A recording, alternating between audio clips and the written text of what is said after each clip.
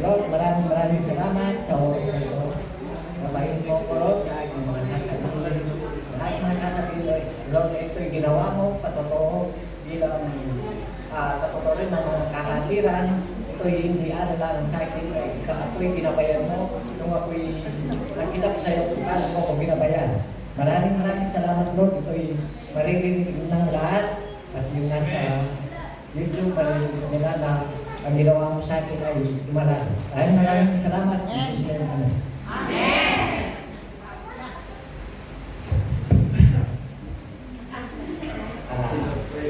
Unang-una yung ginawa ng Panginoon sa akin, pinalakas niya yung loob ko, yung mga nanghihina ay pinapalakas niya. Dati, hindi mo ako mapatog dito. Mahabang na doon. Pag sinasabihan ako, sagot ko kagad, hindi pwede.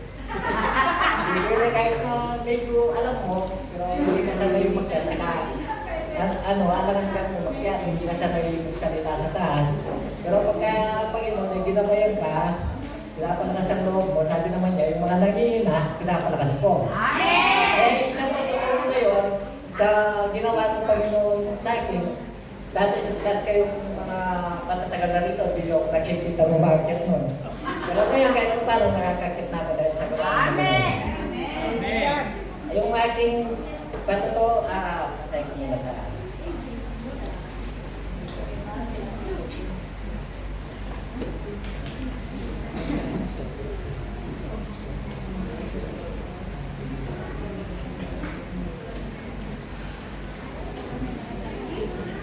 sa Pilipos 4:13, kaya ko harapin ang kahit anong sitwasyon sa pamamagitan ni Kristo na magpapatatag sa akin.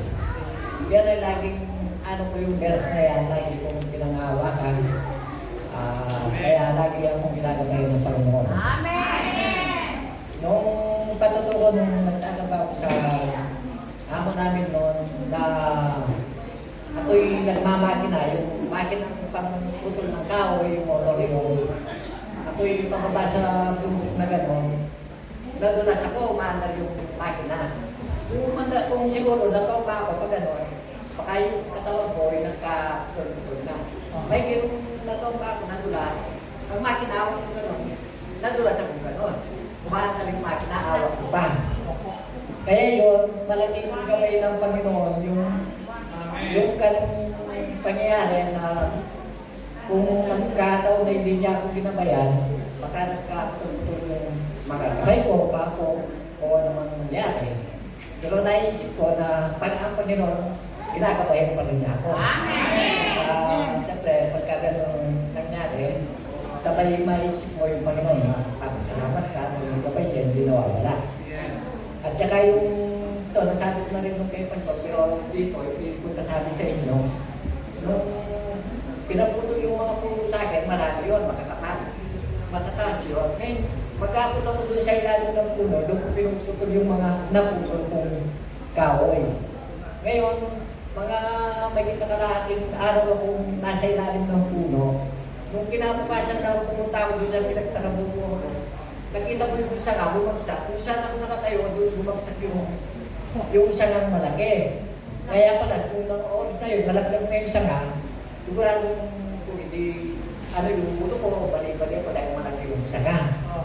Kaya yun, malaking tulong ng Panginoon yung gabay sa protection sa akin. Kasi yung sanga na yung napali, hindi lang nahulog. Nung wala na ako doon sa lugar ko, doon nahulog. Sa isip ko, kung nagkataon na dito pa ako, wala akong bibubuhay doon. Kaya siyempre, ang maisip ko doon ang Panginoon, ang gabay niya. Ang niya sa atin. Kaya yung may ipatuto ko sana, yung mga kapatiran na may mga patuturin, medyo lakasin natin na ako doon, malalakas ng loob.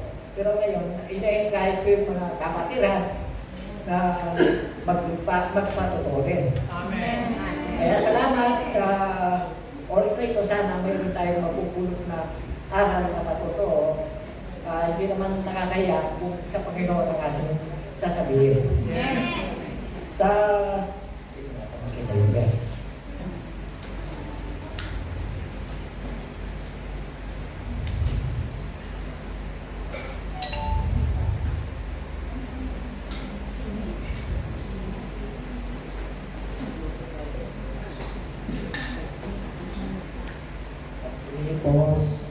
Pilipos 4:6-7.